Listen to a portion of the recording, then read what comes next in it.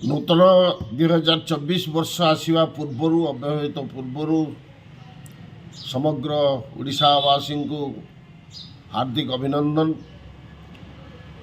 किंतु सबु वर्ष भली एथर नुआ वर्ष आसव जीव समस्ते किंतु आशा रखिंट 2024 एक क्रांतिकारी वर्ष हो संग्राम एवं लड़ाई आस्ते आस्ते जो भली अंत ही जाऊँगी ताको आउ टिके उज्जीवित हो प्रत्येक व्यक्ति गणतांत्रिक व्यवस्था भितर निजर अधिकार को सब्यस्त करने लड़ाई आवश्यकता अच्छी से कथा रहू। मौलिक अधिकार आस्ते आस्ते क्षुण्ण होची अंतत पक्षे सामग्रिक भाव में समग्र जनसाधारण विशेषकर अवहेलित दलित निष्पेषित लोक मैंने न्याय पातु यही आशा व्यक्त करी मोर शुभकामना आपण समस्त को जन।